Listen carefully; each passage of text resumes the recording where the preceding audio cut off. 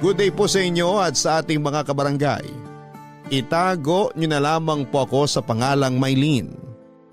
35 years old, dating taga Maynila pero ngayon ay nasa Ohio, USA. Nakasama ang aking nanay at anak na babae. Isa po akong working mom, ang nanay Lilia ko po. Ang nag-aalaga sa anak ko simula baby ito lalo na kapag nagtatrabaho po ako noon, Papa Dudut. Actually matagal na po talaga akong nakikinig ng mga drama sa radyo until na-discover ko at nagustuhan ng Barangay Love Stories. Ang totoo sa pakikinig ng mga storya ng ating mga kapuso ako nakahanap ng pahinga. Aaminin ko na hindi po madaling maging isang ina at maging breadwinner. Although hindi na po bago sa akin ang konsepto ng pagsisikap dahil estudyante pa lamang ako, ay mataas na po talaga ang pangarap ko para sa amin ng nanay ko. Kaya nga thankful ako dahil kahit na hindi madali ang pinagdadaanan ko sa buhay, ay patuloy pa rin po kaming binibless ni Lord, Papa Dudut. Wala na po akong tatay, Papa Dudut. Pinalaki po ako ng nanay Lilia ko sa pagtitinda ng kung ano-anong merienda sa kalye tulad ng banana Q, kamote Q, turon at maruya. Ako po ang katukatulong niya sa paglalako nito kapag wala akong klase. Mahirap po ang buhay naming dalawa noong araw lalo na kapag mainit ang araw. O di kaya ay inabutan kami ng malakas na ulan sa pagtitinda sa kalye. Madalas na nagkakasakit kami ni nanay tulad ng ubo at sipon tapos pag lumala ay nauuwi sa tarangkaso at sakit ng katawan. Mabuti na lamang po at nakasurvive kami sa mga gamot na nabibili namin sa butika. O di kaya ay nahihingi sa center. Kaya nga nangako ko noon sa sarili ko na magsisikap akong makapagtapos ng pag-aaral para naman guminhawa ang buhay naming magnanay.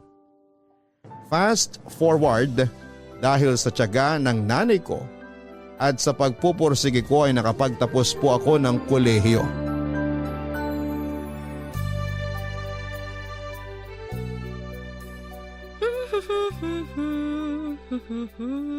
Oh, Maylene anak. Nandiyan ka na pala. Anong oras ka dumating? Kanina pa po. Mga 30 minutes na, Nay. Buti gising na kayo kasi nakahain na po ang hapunan natin. Tignan nyo, nagluto ko ng paborito nyong pakbet sa gata. Wow, mukhang masarap nga ah. Nag-abala ka pa talaga anak. Galing ka sa trabaho, di ba? Pagod ka.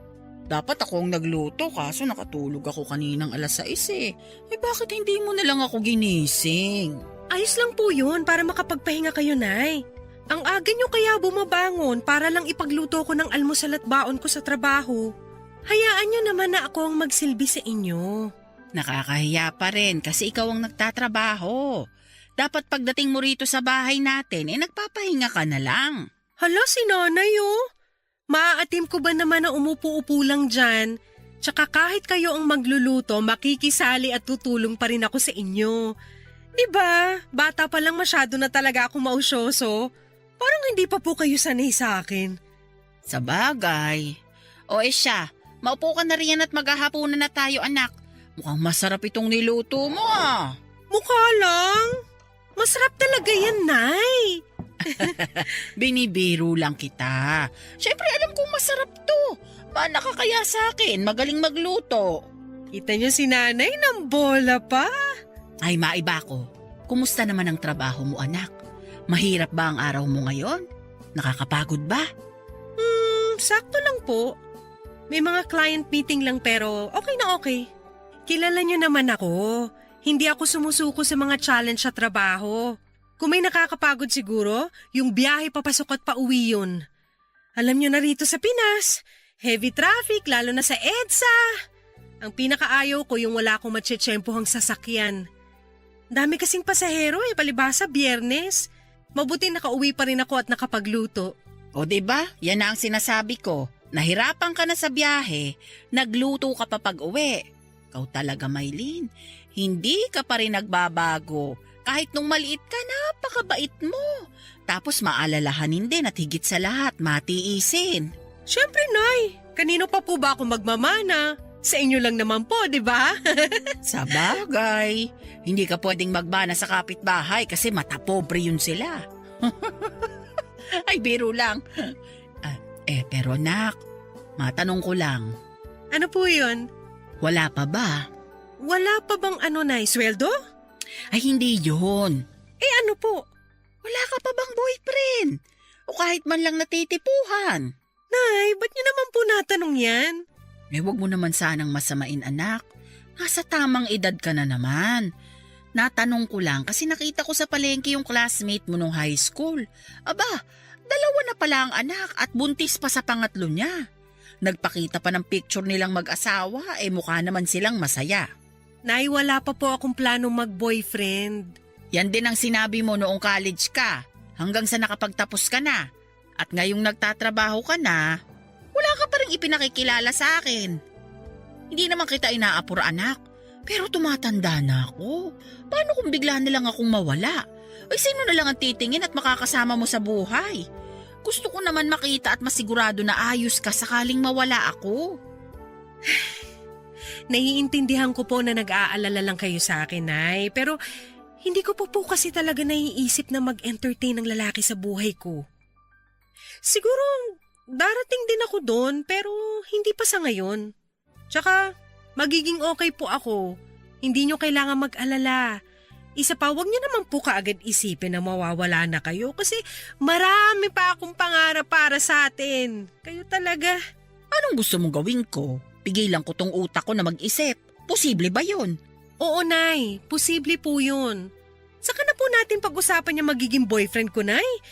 Kasi sa ngayon, tayo po ang priority ko. Ay, sige na nga. Basta kung meron na, pakilala mo agad ha. Akong bahalang kumilates.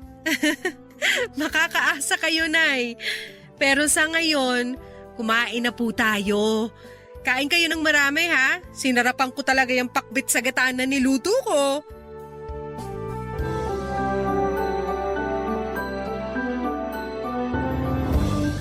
Papadudod simula elementary hanggang college ay consistent awardee po ako. Para sa akin ay sobrang tinitreasure ko ang pagkakaroon ng award at pagkakataon na umakyat sa entablado ang nanay ko para sabitan ako ng medalya. Kaya nga sinikap ko talaga na laging magkaroon ng award at masaya ako na nakikitang proud sa akin si nanay. Sobrang thankful siya sa akin kasi nakikita niyang nagbubunga ang pagsisikap niya para sa pag-aaral ko. Kaya nga nang makapagtapos ako ay hindi na ako nagpahinga pa kagaya ng iba kong classmates. Naghanap po kaagad ako ng mapapasukan, yung competitive ang salary dahil marami po akong goals na gustong ma-achieve. Sabihin na ng iba na alipin ako ng salapi pero kapag mahirap ka at nabigyan ka ng chance na kumita ng pera ay gagawin mo po ang lahat para mapangalagaan yon. Pero hindi naman po ako naging gahaman. Nang mga panahon na yon ay narealize ko na iba pala ang mundo sa labas kumpara noong nag-aaral pa ako. Sabihin na natin na pamilyar na ako doon pero hindi ko pa rin napigilang manibago. Kaya nga sa mga unang taon ko sa trabaho ay hindi po ako na-distract sa ibang bagay tulad ng pagkakaroon ng relasyon. Nagsikap ako at nag-focus sa ginagawa ko hanggang sa napansin ng management namin ang mga ginagawa ko para sa company. Eventually ay na-promote po ako at nagsimulang mag-training bilang supervisor. Lagi po akong ginaganahan sa ginagawa ko dahil gustong-gusto ko naman po ang trabaho ko. Plus mas tumaas ang sweldo ko kaya nagsimula na kaming umahon sa kahirapan ni nanay. Sa katunayan, naibibili ko na siya ng mga gusto niya at hindi na lang mga kailangan namin. Nagpaplano na rin po akong kumuha ng bahay noon para sa aming dalawa although nakalipat na kami sa mas maayos na apartment. Marami pa po akong gustong gawin sa buhay ko, Papa Dudut. Kaya dead man na lamang ako kapag kinukumusta ni nanay ang love life ko. Nape-pressure ako, oo. Kaya nga madalas ko yung i-open up sa best friend kong si Raj, Papa Dudut.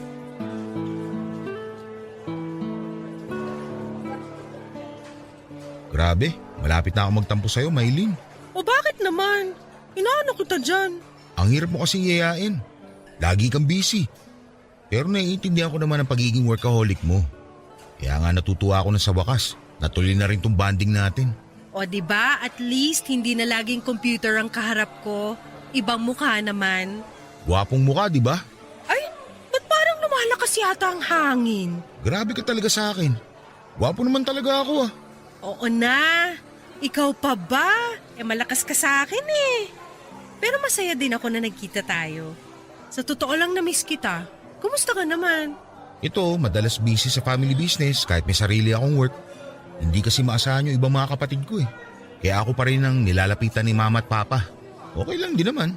Bakit kasi hindi ka na lang mag full-time sa negosyo nyo para natututukan mo?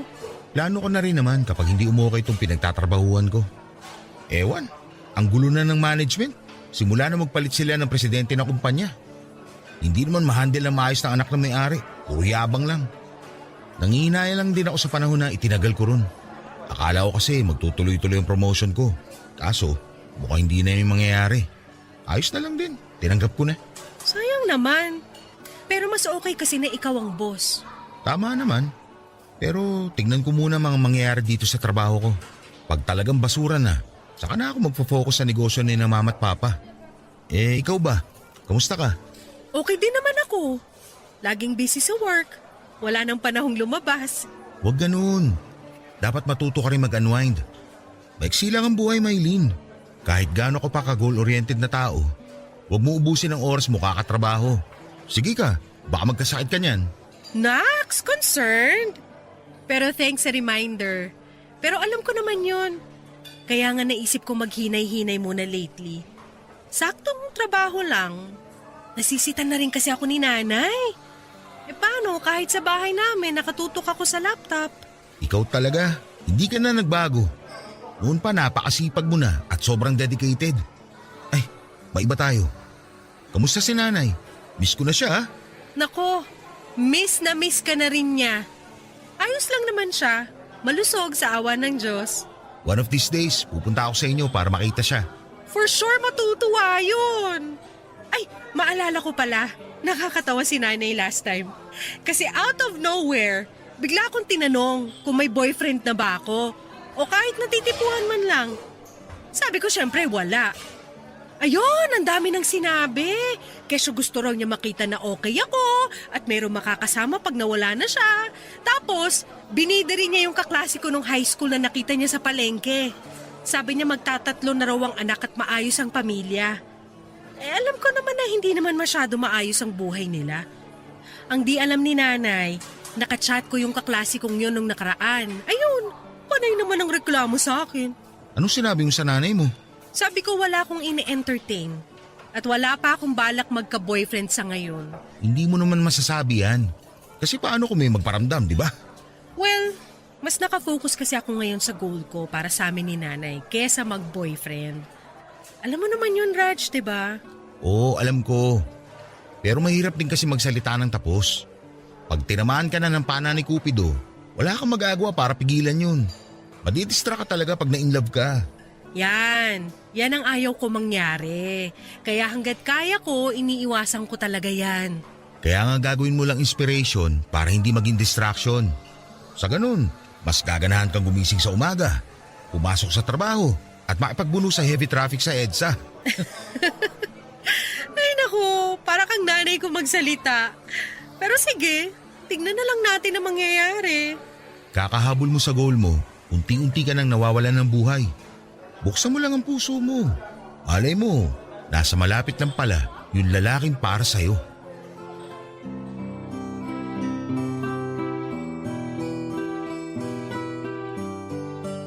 Kababata ko po at matalik na kaibigan si Raj Papadudut. Naging classmate ko rin siya noong elementary at high school. Pero magkaiba kami ng pinasukang paaralan noong college. Pero hindi po nagbago ang turingan namin sa isa't isa at mas naging close kami lalo nitong nagsimula na kaming magtrabaho after graduation. Alam po ni Raj ang mga pangarap ko sa buhay at sa nanay ko, Papadudut. Sabihin na natin na open book ako sa kanya. Pinagkakatiwalaan ko po siya at alam kong ganun din siya sa akin. Kumpara po sa pamilyang kinalakhan ko ay well-off po ang pamilya ni na Raj. May food business ang family niya kaya maayos po ang buhay nila. Hindi ganong kayaman pero sapat at hindi nagugutom katulad ng naranasan namin ni nanay noong araw. Pero sa kabila ng lahat ay lumaking mabait at mapagkumbaba si Raj Papadudut. Papadudut, aaminin kong napaisip ako sa mga sinabi ng best friend ko. Hindi naman po kasi ako man-hater and in fact ay nagkaka-crush din naman ako noong nag-aaral ako. Sadyang ako na lang po ang kusang umiiwas kapag alam kong malapit na akong ma-fall. Siyempre para sa akin, mawawala ako sa focus ko sa pag-aaral kapag nagpapasok ako ng ibang tao sa buhay ko. Hindi rin po ako believer ng mga tinatawag nilang inspiration. Kapag nagkarelasyon, para sa akin ay abala lamang po yun. Sa kabila ng lahat ay hindi ko pa rin naman po inaalis ang pagkakaroon ko ng sariling pamilya in the far future. Nasabi kong sa malayong hinaharap kasi wala pa talaga sa isip ko na tumatanda na ako at kailangan ko na palang magkaroon ng karelasyon. Sa kabilang banda, Papadudut, ay marami rin pong nanliligaw sa akin noong nag-aaral ako and even sa current workplace ko, Papadudut. Pero dahil nga mas focus ako sa studies ko noon and ngayon sa trabaho ay hindi ko sila masyadong pinagtutuunan ng pansin. Bukod doon ay nasasanay na rin ako sa buhay single kaya parang wala na lang sa akin ang iba kong kaibigan na in a relationship. Affected pa rin naman ako kapag may nagtatanong kung kailan ko plano magjowa o lumagay sa tahimik kaya nga thankful ako dahil nandyan si Raj Papadudut. Siya lang po ang tanging kaibigan na meron ako. At masaya ako dahil nanatili ang aming communication despite our busy schedule sa work. Wala rin pong girlfriend si Raj ng panahon na yon kaya wala namang magagalit sakaling lumabas kami para magkwentuhan. Kilala rin po siya ng nanay ko, Papadudut. Sa katunayan ay parang anak na po ang turing ni nanay kay Raj. Mabait din po si Raj kay nanay. Sa tuwing pumupunta siya noon sa dating tinitirhan namin at kahit noong nakalipat na kami ay hindi nawala yung mabuting treatment niya kay nanay. Lagi rin pong may dalang regalo si Raj kapag birthday ng nanay ko. Binibigyan din niya ito ng flowers tuwing Valentine's kaya nga hindi katakataka na suportado ni nanay sakaling si Raj ang maging boyfriend ko.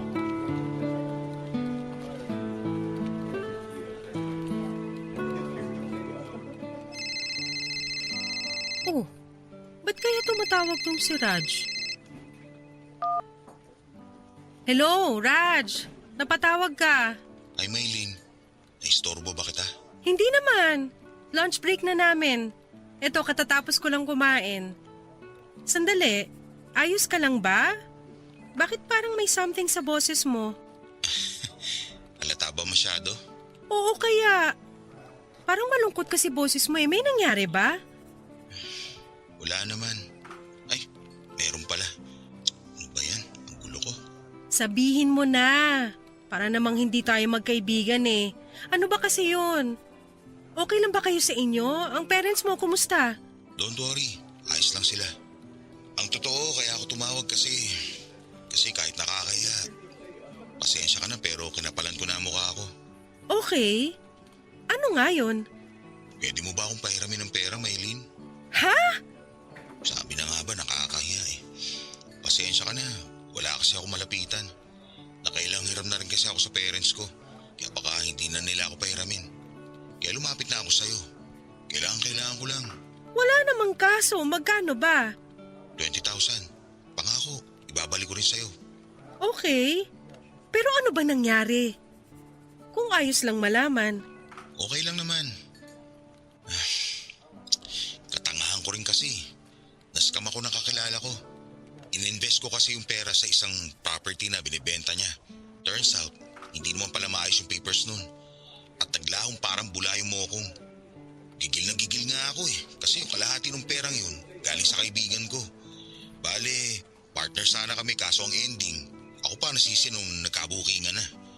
Ngayon, hinihingi niya sa akin yung perang binayad niya.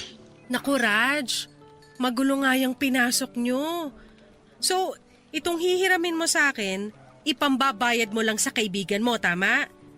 Paano naman yung pera na nawala sa'yo? Ipapablatter ko yung walang yung scammer na yun. Hindi ako titigil hanggat hindi siya nauhuli at hindi niya na ibabalik ang pera ko. Pero sa ngayon, yung kaibigan ko munang praning ang iintindihin ko. Kaya pasensya ka na kung ikaw kagad yung naisip kong lapitan. Magkaibigan tayo, Raj. Tsaka malakas ka sa akin, no? Pero sana tuparin mo pangako mo na ibabalik din yung pera, ha? Kasi kukunin ko yun sa savings ko. Bigyan mo lang ako ng 2 linggo. Pangako, ibabalik ko sa iyo yun ng buo. May tiwala naman ako sa'yo. Thank you ulit ha. Nakahinga na ako ng maluwag. Halata nga. Medyo maayos na ang tono ng pananalita mo. Hindi tulad kanina, grabe. Nag-alala talaga ako sa'yo kasi akala ko kung napano ka na. Sa susunod, mag-iingat ka na ha para hindi na kayo nai-scam. Maging mapanuri ka at mag-research ka rin. Ayos ah. Sermonan daw ba ako? Siyempre, best friend mo ko. Ano ko, kung sino lang nahahayaan kang mapano. Pero kahit best friends tayo, makakatikim ka talaga ng pangaral sa akin. Okay po. Tama naman ang sinabi mo. Salamat talaga at nandyan ka. Hindi naman nabago yun. Nandyan ka rin naman pag kailangan kita. That's what friends are for, hindi ba? Tama.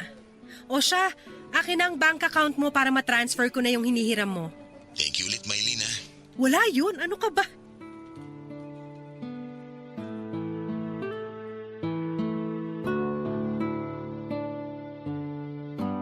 Papadudot kahit galing sa well-off family si Raj, ay may ugali siya na laging short sa pera at madalas ako ang hinihiraman niya.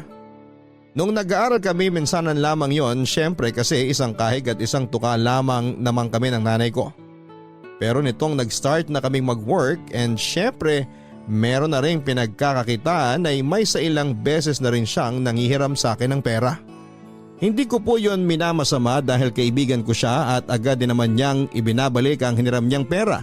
Pero hindi ko rin po mapigilang mapaisip kung bakit lagi na lang kapos sa pera si Raj. Don't get me wrong. Kahit magkaibigan kami, hindi naman ako masyadong usosera sa kung saan niya ginagamit ang pera niya. Unless tinanong ko at ayos lang sa kanya na ikwento. Pero wala po talaga akong ideya doon sa mga nakaraan niyang hiram. Kung may extra naman ako ay hindi ako mahirap hiraman, basta ibabalik lang dahil hindi ko naman pinupulot sa kalsada ang perang kinita ko na ang puhunan ay dugot pawis ko. Di nagtagal ay nawala na rin sa isipan ko ang tanong ko tungkol sa pinagkakagasasan ni Raj ng pera dahil madalas siyang kapusin. Naging abala na po kasi ako sa trabaho at sa mga goals namin ni nanay. Hindi pa rin po nagbabago yung stand ko that time tungkol sa pagiging single. Hindi pa rin po ako nag-entertain ng suitor dahil ayokong mahati ang atensyon ko sa ibang bagay. Eventually ay hindi na rin naman ako masyadong tinatanong ni nanay kung kailan ko planong magpaligaw o mag-boyfriend dahil mukhang naramdaman niya na hindi pa po talaga ako interesado. Kung kukumustahin niyo kami ni Raj ng panahon na yon, para sa akin ay casual ang relationship namin as best friends. Not until muli na naman siyang nagtapat sa akin ng kanyang feelings.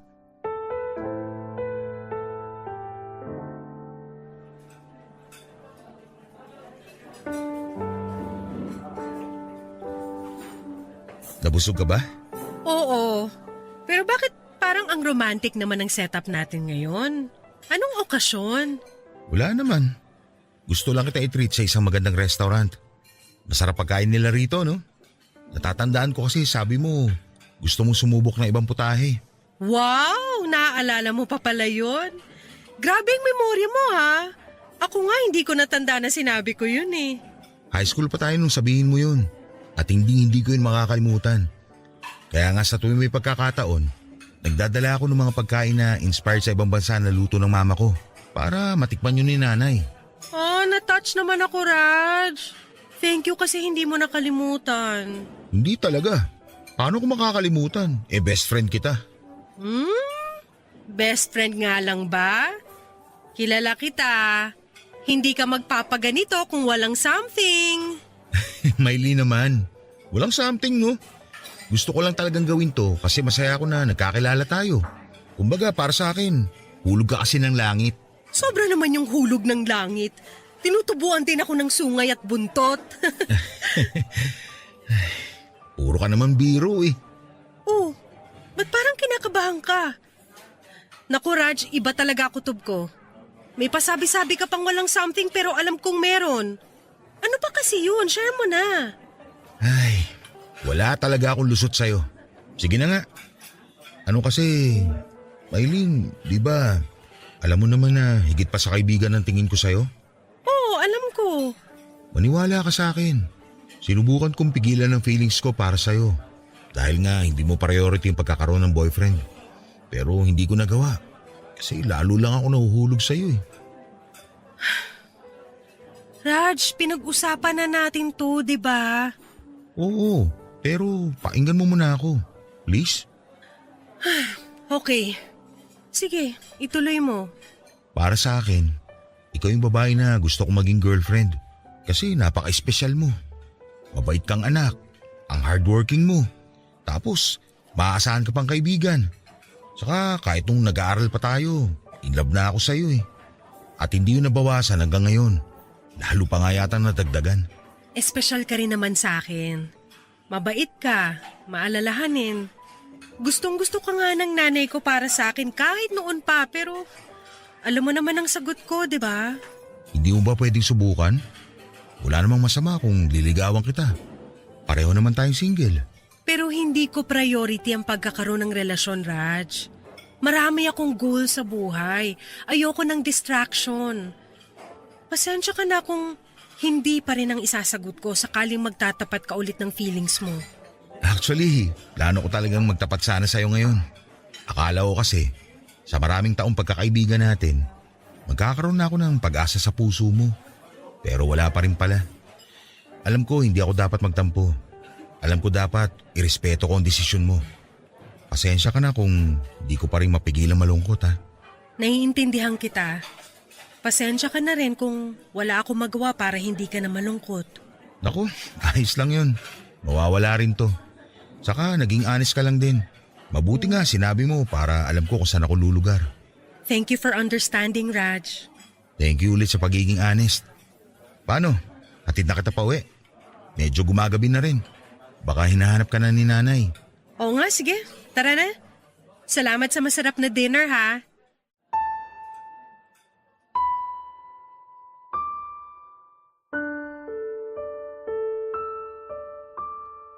Hindi po yan ang unang beses na nag-confess si Raj ng feelings niya sa akin, Papa Dudut. Part of me ay aminado na kinilig kasi kilalang kilala ko na siya. Bukod doon ay kung ibang babae ako ay magkakagusto po kagad ako kay Raj dahil nga mabait siya, magalang at guwapo. Matangos po ang ilong niya, moreno at matangkad, Papa Dudut. Mga katangiang hinahanap ko personally sa isang lalaki.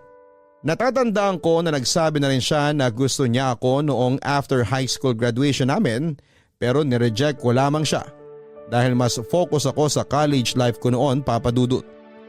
Akala ko na wala na lang yung feelings na yon kaya nagulat ako nang muling magtapat sa akin si Raj pagkalipas ng ilang taon.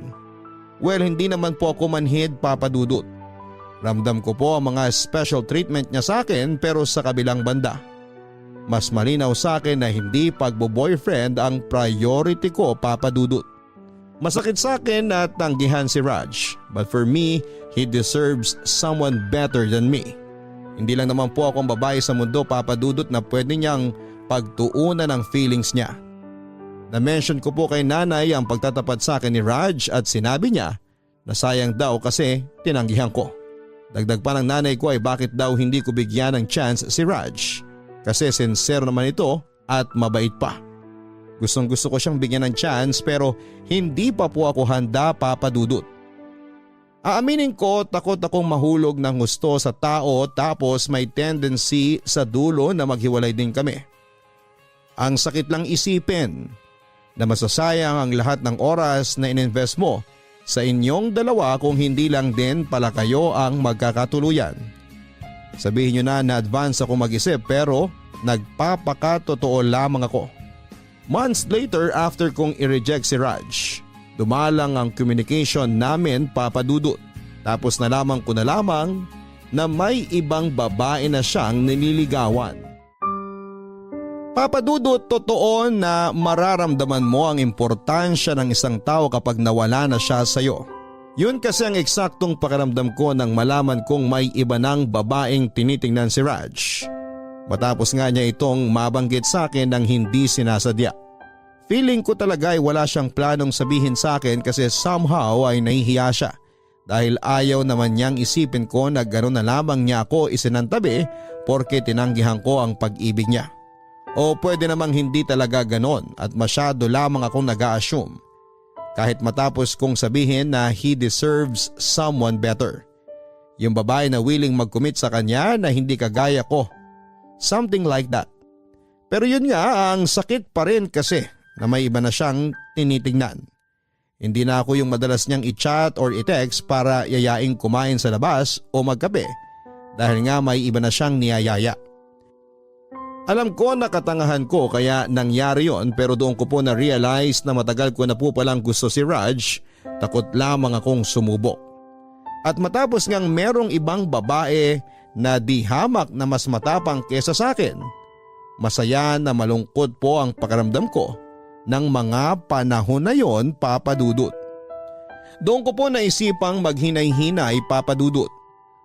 Kumbaga imbes na magpakalunod sa trabaho at magpakabisi kagaya ng madalas gawin ng ibang nagmo-move on, kahit di naman naging kami ni Raj, ay kabaligtaran po noon ang ginawa ko. Natuto po akong sumama sa mga office mates ko na lumabas o di kaya ay gumimik. Imbes na suluhin ko ang sakit na nararamdaman ko ay nag-entertain po ako ng ibang tao. Nakipagkaibigan po ako, nakipag-usap sa mga manliligaw sa akin although wala naman akong plano noong sagutin sila kasi nga na kay Raj pa rin ang puso ko. Dumalas nga po nang dumalas ang pagsama ko sa mga inuman ng mga katrabaho ko kahit na mahina talaga ako sa alak, Papa Dudut. Naisip ko kasi na masasanay din ang sistema ko. Pero kapag lasing na ako, nagpapasundo ako kay Raj. Siya lang kasi ang pinagkakatiwalaan ko at ng nanay ko. Isang gabi ay sumama na naman ako sa gimmick ng mga ka-office mate ko at tulad ng inaasahan ay nalasing na naman ako, Papa Dudut.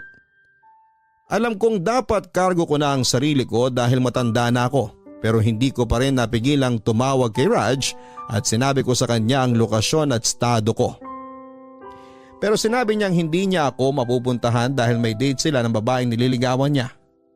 Nasaktan ako kaya nag-decide umuwi na lang ng sarili ko. Pero lasing na lasing talaga ako that time at kulang na lang ay matulog na ako sa kalye. Habang naghihintay ako ng taxi ay may isang kotse na tumigil sa harapan ko at pilit akong isinakay sa loob, Papa Dudut. Tapos hindi ko na po alam ang nangyari dahil nagising na lamang ako noong sira ang saplot ng pang-itaas at takot na takot. Mabuti na lamang dahil walang nangyaring masama sa akin na mga panahong yon. Kaya nakauwi po ako ng ligtas sa bahay namin. Alalang-alala po si nanay nang datnang ko sa bahay, Papa Dudut.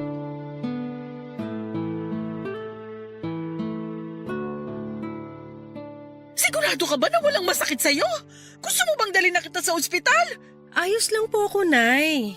Huwag po kayo mag-alala sa akin. Anong mag-alala? Tingnan mo nga yung itsura mo. O sige, sabihin mo, sinong nanay ang hindi mag-aalala sa anak nila na ganyan ang itsura? Ha? Ano bang nangyari sa'yo? Bakit ka inumaga? Hindi ka man lang tumawag o nag-text.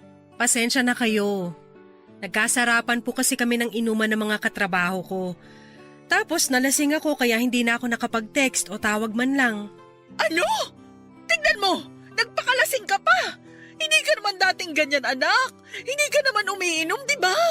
Sorry po, Nay. Hindi ko po intensyon na mag-alala kayo. Ayos lang po ako. Wala naman nangyaring masama sa akin eh. Hindi ko na po uulitin, pangako po. Aba, dapat lang kasi tatamaan ka talaga sa akin pag inulit mo pa yan. Masyado lang po akong stress nitong nakaraan. Kaya sumasama-sama ako na lumabas sa mga katrabaho ko. Wala namang masama kung sumama ka sa kanila. Pero ayoko yung ganyang maglalasing ka tapos hindi ka pa magsasabi. Ano na lang ang iisipin ko, di ba? Saan kita hahanapin sakaling mawala ka? Anak naman, pinag-alala mo ako ng husto. Kaya nga po humihingi ako ng paumanhin. Promise hindi na po mauulit, Nay. Dapat lang. Hindi mo maaalis sa nanay ang mag-alala. Mukhang lasing ka pa pag uwi mo. Sigurado ka bang ayos ka lang? Opo. Medyo hilo lang pero ayos lang po ako. Nagsasabi ka ba ng totoo? Nay naman, wag na po kayo makulit, pwede? Hindi ako makulit. Nanay ako. Ramdam ko kapag may mali sa'yo. Kilalang kilala kita nung maliit ka pa. Sa akin ka nang galing eh. Alam ko naman po yun pero nagsasabi po ako ng totoo. Siguro maliligo na lang po muna ako tapos magpapahinga. Kumain ka na ba? Hindi pa po. Mamaya ka na matulog. Pagkaligo mo, kumain ka muna. Magluluto ako ng sopas para mainitan yung sikmura mo. Nay, pwede po bang payakap? Oo naman. Oh, ano ba kasing problema, anak? May masakit ba sa'yo? May umaway ba sa'yo? Binastos ka ba? Sabihin mo sa akin. Wala pong ganun nangyari, Nay. Ayos lang po ako. May ayos bang ganyang umiiyak? Nalulungkot lang po ako. Pero magiging okay din naman ang lahat, di ba? Kung ano man yung pinagdaraanan mo, iiyak mo lang. Tapos kapag handa ka na, ikwento mo sa nanay. Nandito lang ako palagi, anak. Salamat po, Nay. Medyo gumaan na po ang loob ko. Mas magiging maayos ang pakiramdam mo kapag nakakain ka na ng sopas ko. May mahi kaya tayo na makapagpapasaya sa'yo. Sige nga po. Mukhang mapaparami ang kain ko kung ganun. O siya, maligo ka na muna. Tong batang to talaga.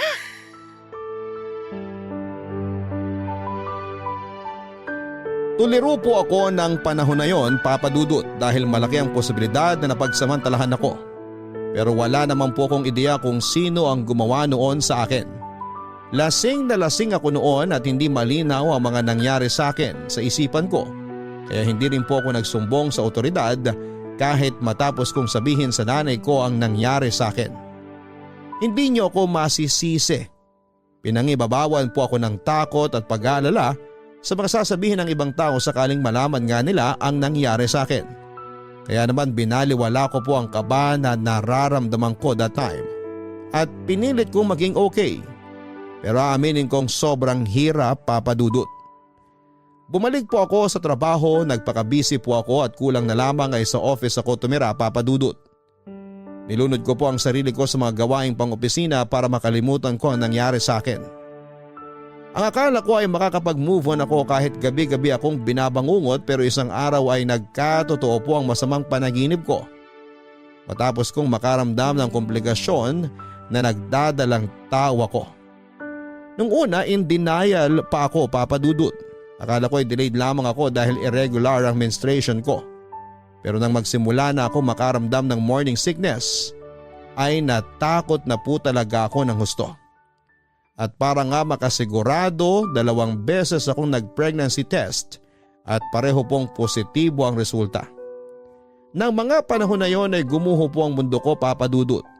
Iyak ako ng iyak na para bang gusto kong mawala sa tiyan ko ang baby ko. Pero wala naman akong lakas ng loob na ipalaglag siya. Sinabi ko po sa nanay ko ang pinagdadaanan ko at malaking bagay na nasa tabi ko siya dahil kung hindi ay baka nasiraan na ako ng ulo. Bukod doon ay pinaalam ko na rin po kay Raj ang nangyari sa akin. Galit na galit siya, Papa Dudut, pero mas nanaig pa rin ang pagiging mabuting kaibigan niya.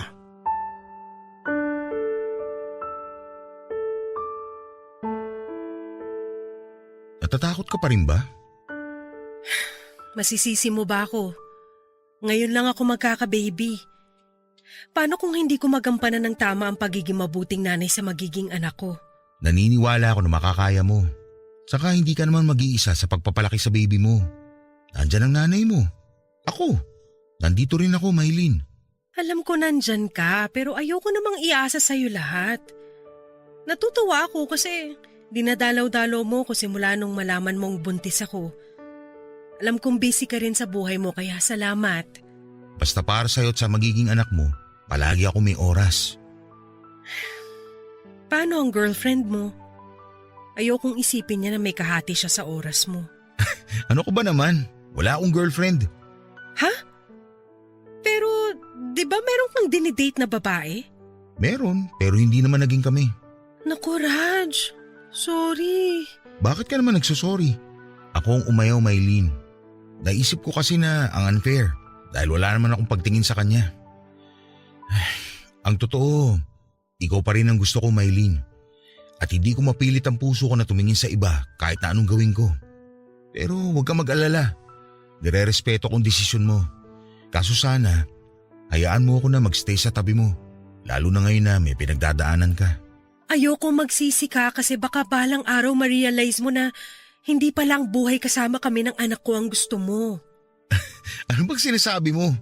Hindi mangyayari yun dahil sinasabi ko sa'yo na siguradong sigurado ako, Maylene. Alam ko masyadong mabilis ang mga pangyayari.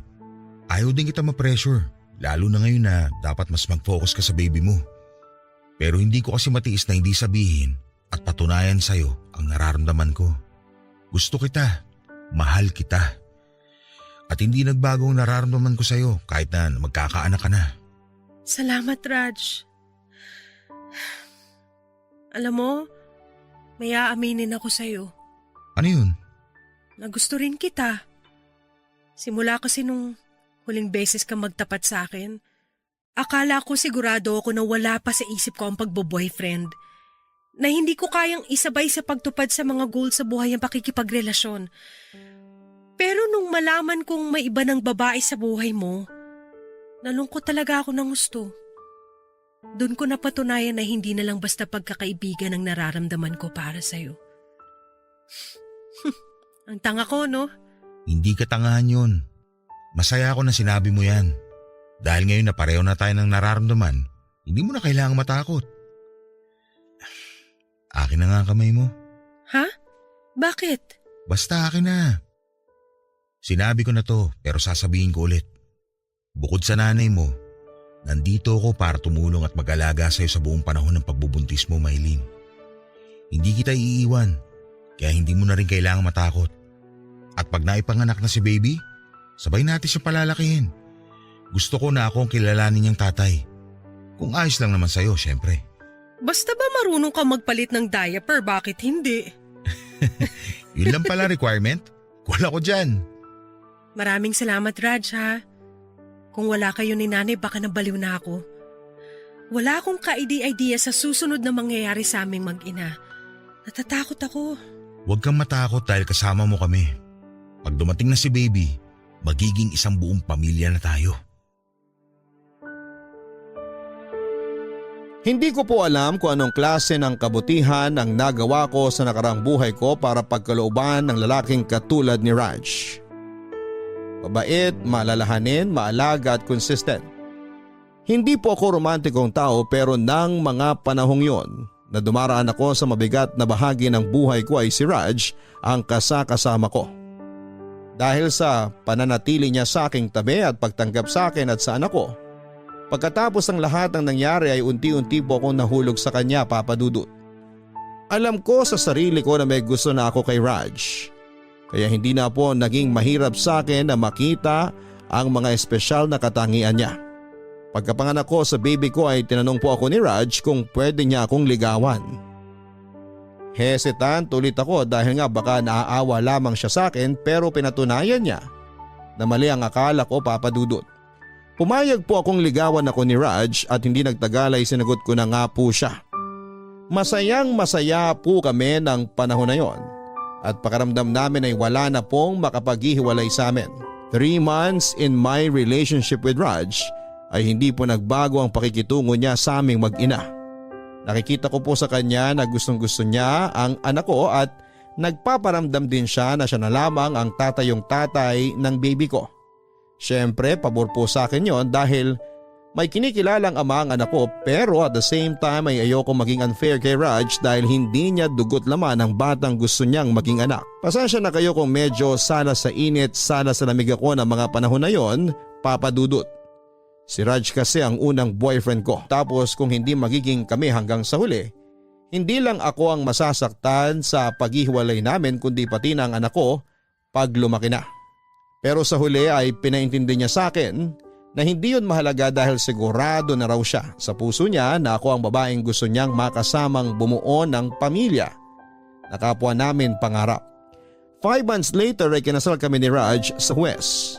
Nagrenta po kami ng bahay para sa pamilya namin habang nag-iipon ng pampagawa ng aming dream house.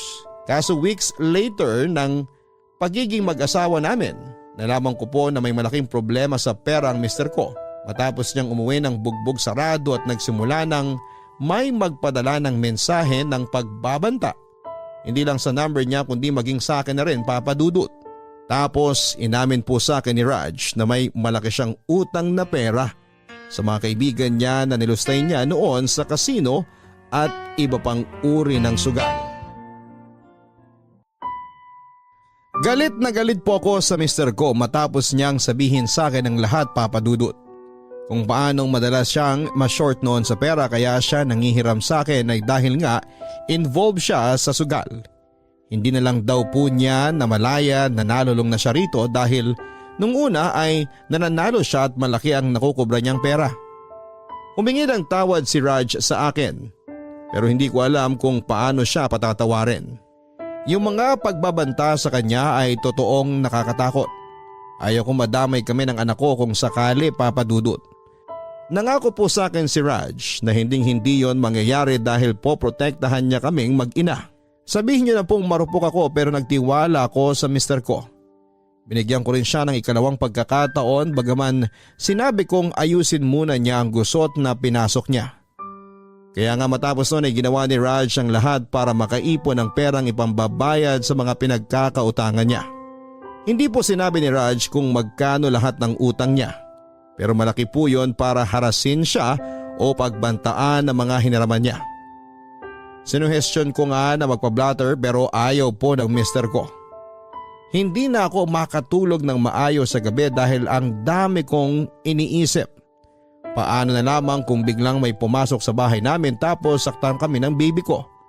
O kaya sa labas pag nag-commute kami o nag-grocery. Sobrang affected na po ang daily life namin, Papa Dudut. Dahil doon ay nag-decide kami ni Raj na umuwi muna kami mag-ina sa nanay ko habang nagpaiwan si Raj sa apartment namin. Mahal ko siya pero mas mahal ko po ang anak ko. Gagawin ko ang lahat para maprotektahan ang baby ko, Papa Dudut. Hindi naman umalma si Raj dahil iniisip din niya ang kaligtasan namin. Sinabihan ko na lamang siya na mag-iingat at huwag na niyang isasangkot ang sarili niya sa malaking utang.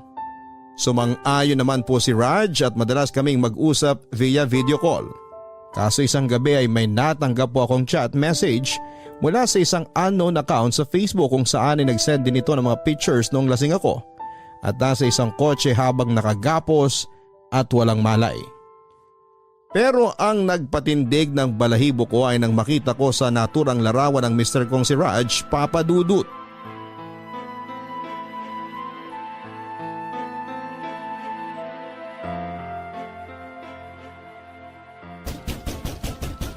Sino yan? Sandali lang naman. Masisira mo na ang pinto. Hayop ka, Raj! Aray! Ba't mo ako sinampal? Nagtatanong ka pa talaga? Ano bang ginagawa mo rito? Bakit? Wala na ba akong karapatang pumunta dito? Baka nakakalimutan mo, bahay ko rin to! Alam ko yun.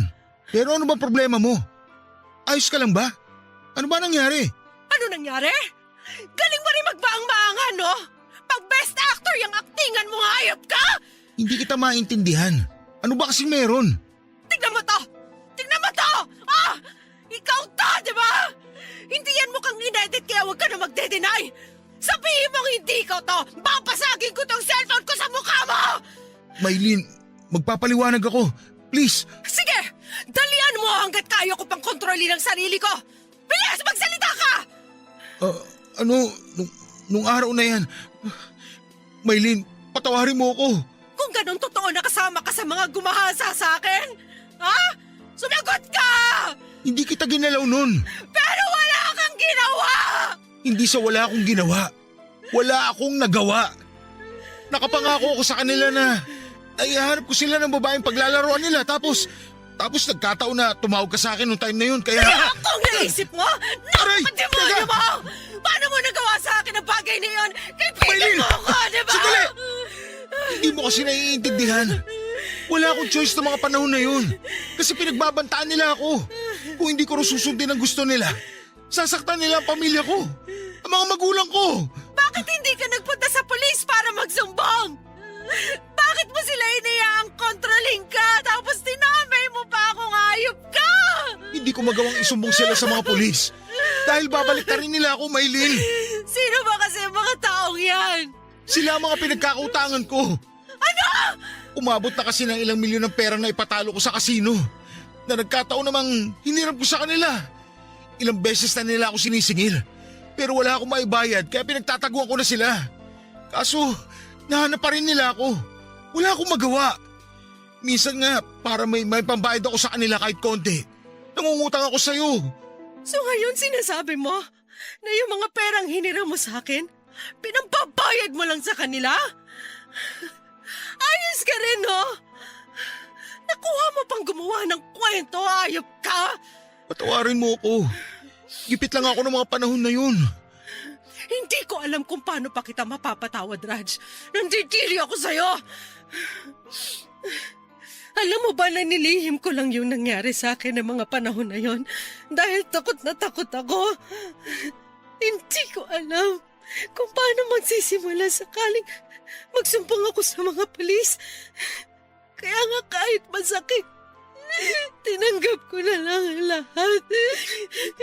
Tapos nagkabibi pa ako. E di lalong mas mahirap.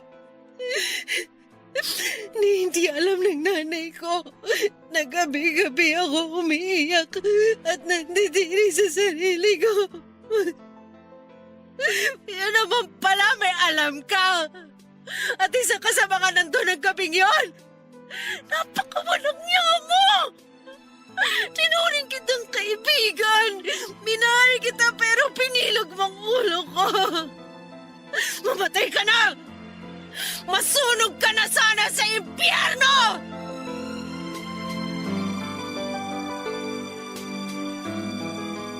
Papadudot, gusto ko nang mamatay ng araw na yon matapos aminin ni Raj na kasama siya sa gumahasa sa akin.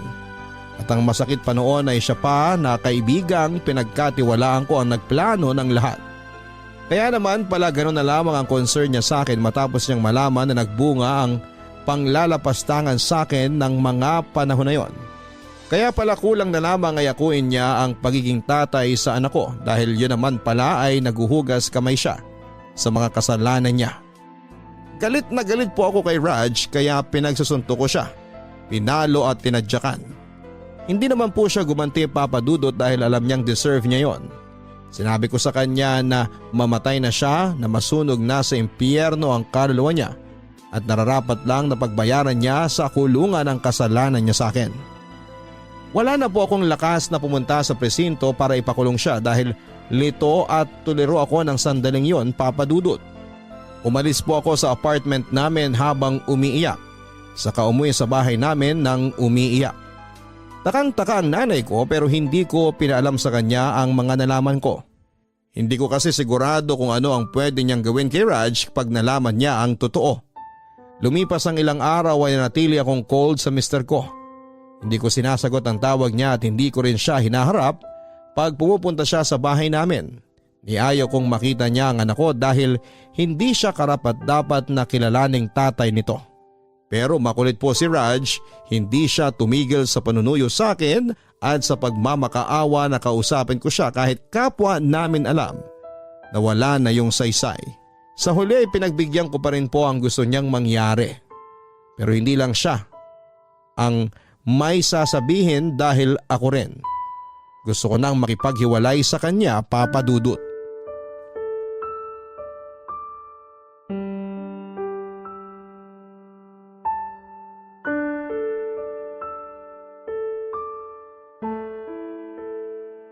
Gusto ko na makipaghiwalay sa'yo. Dahil hindi ko na masisikmura na makasama ka pa sa buhay ko. Sukang-suka ako sa pagmumukha mo. Maylin, please. Pag-isipan mo muna ang gusto mo mangyari. Paano na lang si baby? Lalaki siyang walang ama. Mas mabuti nang wala siyang kilalaning ama. Kaya ko naman siyang palakihin mag-isa eh. Tsaka ang kapal din ang mukha mo, no? Hindi porke hindi ka nabubulok ngayon sa kulungan, ibig sabihin pinatawad na kita. Para sabihin ko sa'yo, walang kapatawaran ng kasalanang nagawa mo kasama yung mga demonyong pinagkakautangan mo. Alam mo, Diyos na lang ang bahalang gumanti at magparusa sa inyo. Maawa ka naman sa akin. Pinagsisisihan ko naman ang mga kasalanan ko eh. Kung iiwan niyo ako, paano na lang ako? Please, Maylin, parang awa mo na. Huwag mo naman akong iwan ng ganito. Kung hindi tayo maghihiwalay, hindi rin tayo magsasama ng matagal. Magiging magulo lang ang pamilya natin. Ayokong kalakihan yun ng anak ko. Kaya ngayon pa lang, tapusin na natin ang lahat. Alam mo, nagsisisi ako na pinakasalan pa kita eh. Pero dahil mahalaga pa rin sa akin ang pagkakaibigan natin, mas pipiliin ko na lang na ibaon sa limot ang kasalanan mo dahil may bago na akong responsibilidad. Yun ay ang anak ko. Pero saan ako pupunta? Sino na lang makakasama ko sa buhay? Ayoko mag-isa. Hindi ko alam. Wala akong pakialam. Unahin mong ayusin ang gusot na pinasok mo dahil labas na kami dyan. Ayoko na ulit madamay sa paghuhugas kamay mong hayop ka. Hindi ko na rin problema kung saan ka pupunta dahil malaki ka na. Nagawa mo nga ang kahayupang yun na mag-isa ka eh, tapos biglang hindi mo na kayang tumayo sa sarili mong mga paa? Sira ulo ka rin, no? Please, Maylin. Hindi ko kaya na mawala kayo ng anak mo sa buhay ko. Hindi mo ba narinig ang sinabi ko? Wala akong pakialam. Gusto ko na nga sana tamaan ka ng kidlat ngayon dyan eh, sa kinatatayuan mo. Napakademonyo mo. Pinakasalan mo lang ako dahil nakukonsensya ka sa kasalanan mo, no? Niloko mo kami ng anak ko, binilog mo kami at ginawa mo kaming mga tanga. Alam mong mabuti mong gawin, ha? Pumunta ka sa presinto, isuko mo yung sarili mo. Kung ayaw mo, bahala ka na sa buhay mo kasi pagod na ako sa mga problemang binigay mo sa akin. Gusto ko na lang mag-move on at mag-focus sa anak ko nang hindi ka kasama. Pag-isipan mo muna, Maylin. Baka nabibigla ka lang. Sigurado na ako sa desisyon ko. Ilang beses ko na rin naman pinag-isipan to eh. Ayoko na makisama sa'yo. Ayoko na makisama sa taong ginawan ako ng matinding kasalanan. Hindi ka lang demonyo. Sinungaling ka pa. Kaya sige, sabihin mo, paano pa kita pagkakatiwalaan? Ano bang gusto mong gawin ko para mapatawad mo? Gusto mo bang lumuhod ako? Sige, luluhod ako, Maylin. Kung pwede nga lang mawala lahat ng sakit dahil lang sa pagluhod mo. Pero alam naman natin imposible mangyari yun, di ba? Kaya please lang, wag mo nang dagdagan ang pagkainis ko sa'yo. Tanggapin mo na lang na dito na tayo natatapos. Na hindi na tayo maaayos kahit lumuha ka pa ng dugo.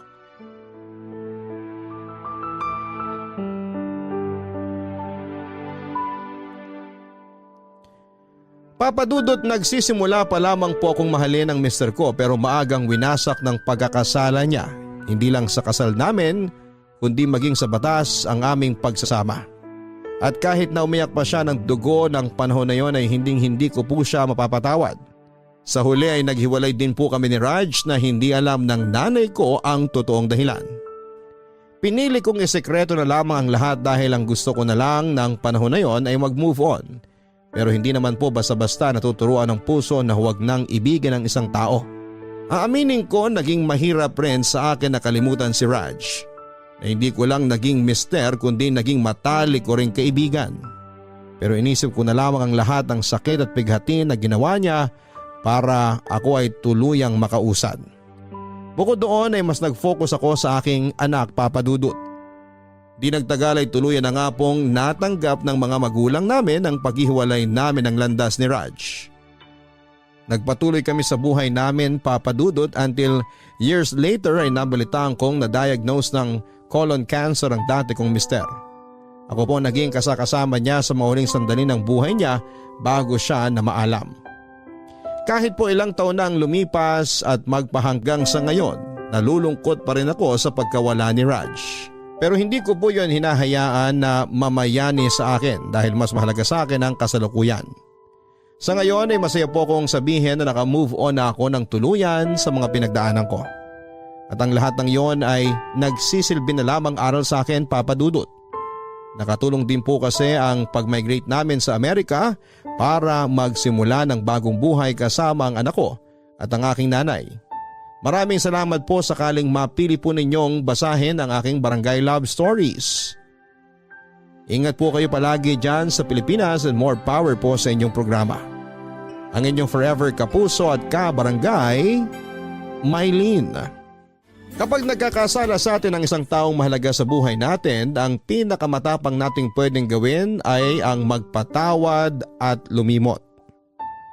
Pero ang ibahagi ang storya at mga aral na natutunan natin mula sa masalimuot na karanasang ito ay higit na mas kahanga-hanga. Kaya saludo kami sa iyo, Mylene, dahil hindi ka nagdalawang isip na ipadala at ipagkatiwala mo sa programa namin ang iyong storya.